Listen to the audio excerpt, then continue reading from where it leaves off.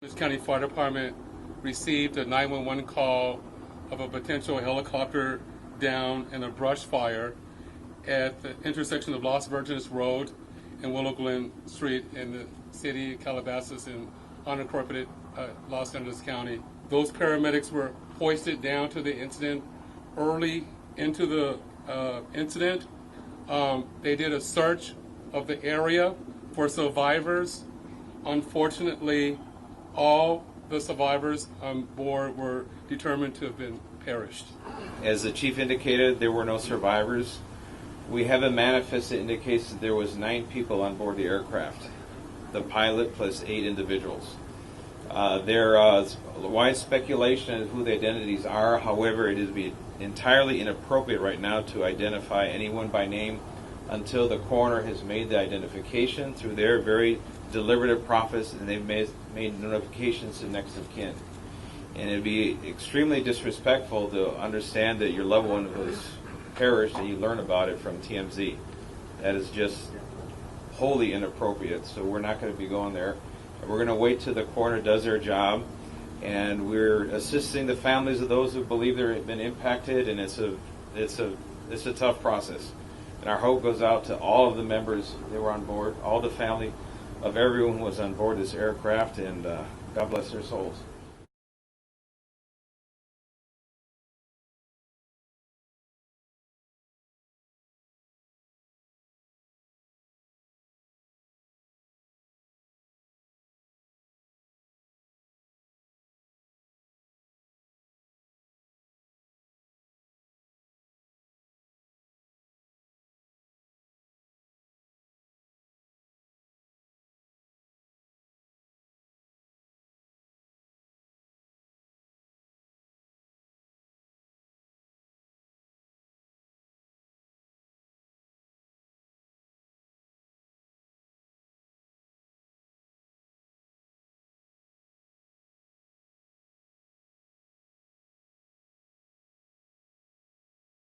At a fairly significant rate of speed. Years old.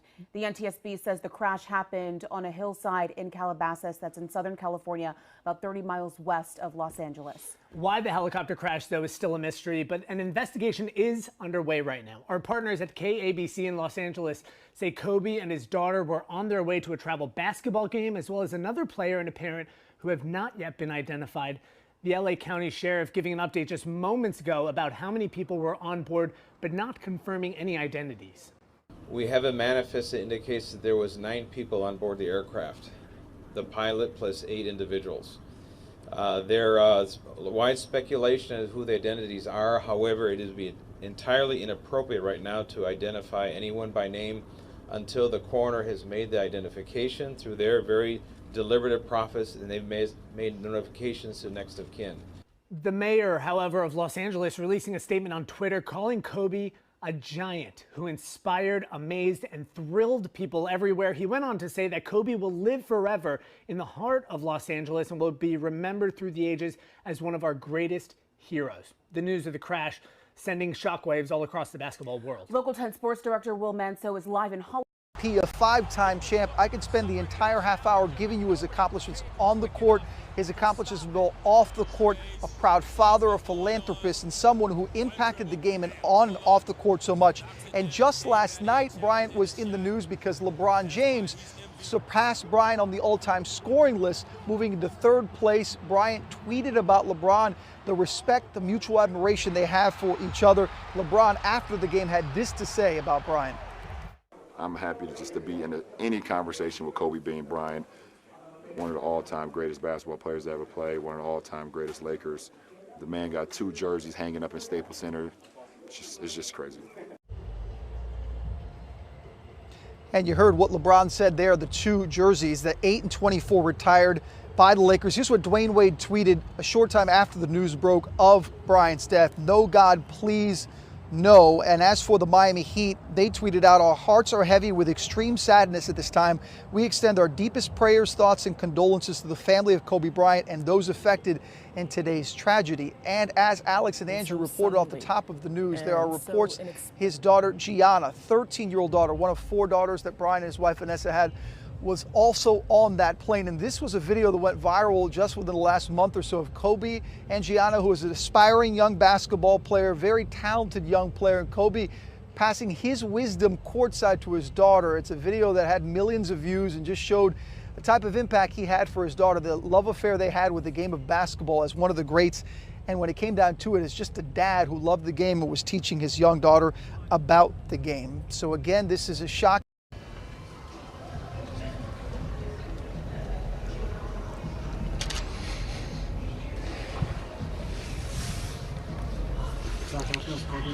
Play a game right now. I don't know.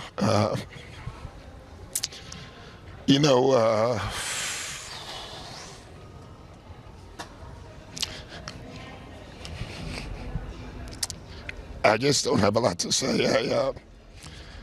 The news is just devastating to everybody who knew him, known him a long time, and he means a lot to me. Obviously, he was such a great opponent. It's what you want in sports. He had that DNA that very few athletes can ever have. The Tiger Woods and the Michael Jordans. It's funny. I was getting to know him more since he retired. This is a tough one. I don't. We have to go play. The news is just so devastating for Vanessa and his family, and there's just so many people he touched,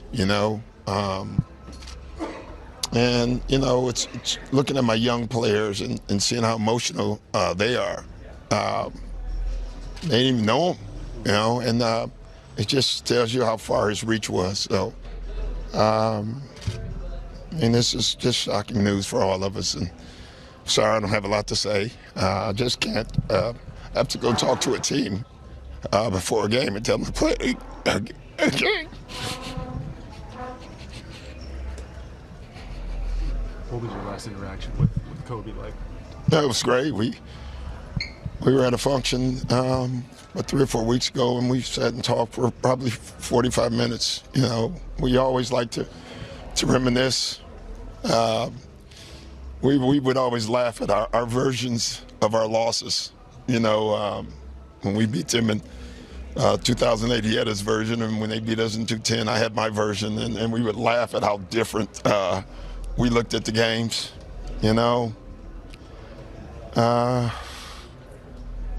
This is a great loss for the league, and I thought he had so much more left to do, and he was starting to do it.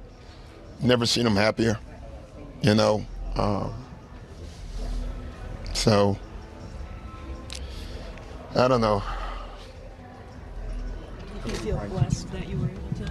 Yeah, I'm lucky that I was part. I'm lucky that I, got to coach. Obviously, I found out a few minutes after the reports came out, and it's a guy I've known for his entire career, and I've known him pretty well, and we've talked a lot and throughout the years, and knowing what a winner he was, not just on the basketball court but off of it, how inspirational he was, how motivational he was in terms of really helping to instill in other people, just the tenacity and the focus on being all that you could be, never taking any shortcuts, a willingness to put in the work, to rip yourself and shred yourself of the excuses of the things that hold you back from achieving the things that you aspire to achieve. It wasn't just about basketball with him, it was about life. And that Mamba mentality wasn't something that was reserved for just basketball players or for just athletes. It was for any human being out there who had a dream, who felt the need to be inspired about something, who wanted something so badly. It was about going out and getting it, and he was just that kind of guy. And he laughed a lot more than people realized. He told a lot of jokes more than people realized. He'd sting you whenever he could because that was his way.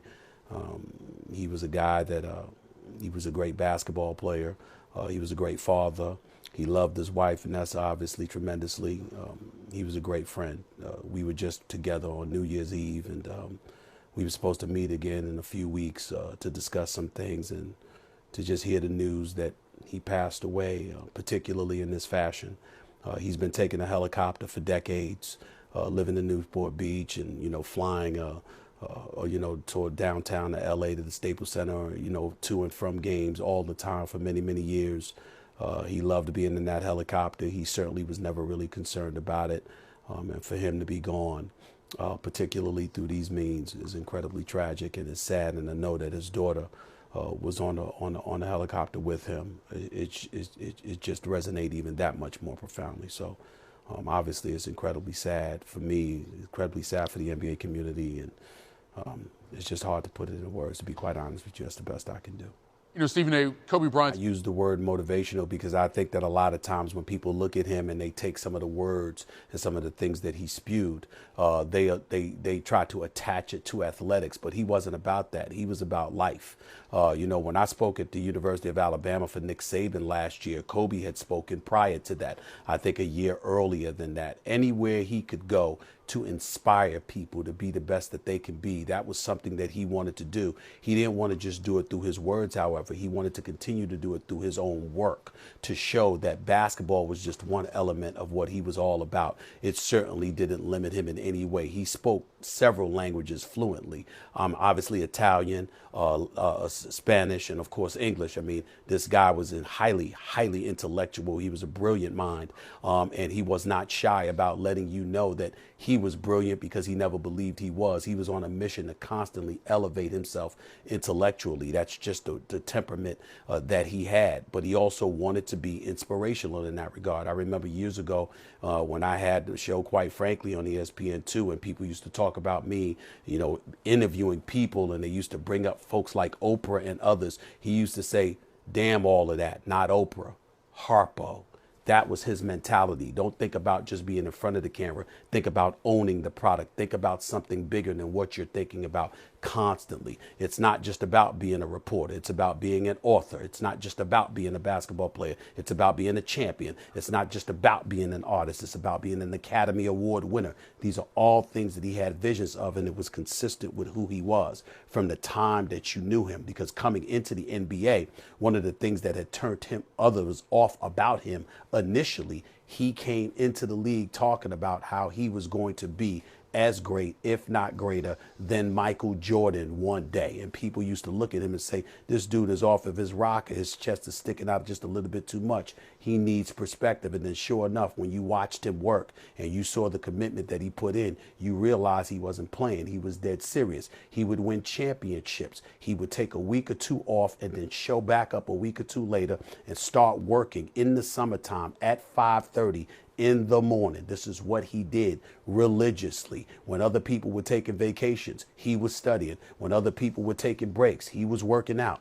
That was his entire mentality about anything and everything. And if you were going to be around him and you talked about aspiring to do something, one of the biggest things he would question you about was the work that you were putting in. He would probe, he would interrogate, because he wanted to make sure that you were doing what you said that you wanted to do, that if you were truly aspiring to go after what you were aspiring to go after, he wanted to judge what you were doing for yourself to see how seriously he could take that you really meant what you said about really going for it. That was his mentality all of the time. And he was that way with teammates. He was that way with executives. He was that way with league officials. He was that way with contemporaries. He certainly was that way with me, along with a bevy of other people that he called friends or called one of his boys or whatever the case may be. That was his mentality. And all of that shaped Black Mamba, the Mamba mentality. You either had to adjust to the program or you didn't want to be around him because he wasn't going to change, because he knew he was right and you were probably wrong if you were against him. His daughter Gianna was also on board the private chopper, which went down around the LA neighborhood of Calabasas. She was just 13 years old. The NBA legend and his daughter were on their way to the Mamba Academy for a basketball practice when the crash occurred. The academy is located in the neighboring town, Thousand Oaks. Gianna, a rising basketball star herself, was often spotted sitting courtside at the Lakers games with her famous dad, most recently in December. In January, Kobe shared this video of Gianna on the court, writing, "Gigi getting better every day." When E.T. caught up with Kobe in 2018, he opened up about coaching his daughter's school basketball team after retiring from the NBA in 2016. Well, it's been fun. I mean, they're doing really well. We've been working together for a year and a half, and they've improved tremendously in that time. And I got a group of great parents, a group of really, really intelligent, hardworking girls. And, you know, they're all 7th graders, and they're all, 12 years old. And, but they've been playing so well. They play 8th and 9th grade, and they've been winning tournaments. But the most important thing is that they've been improving. They just keep getting better, and they love doing it. They love being around each other. And Gianna's pretty easy to coach. I mean, we haven't had any issues of dad-daughter sort of thing. I mean, she's very competitive, and she's a hard worker. So there haven't been any issues with that.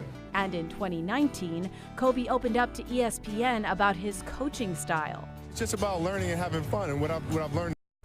We get caught up in this world in debates and who's the greatest, and love to judge people and off the court and on the court decisions.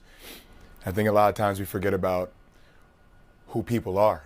And I know for me, I had a defining moment in my life that he pushed me in the right direction.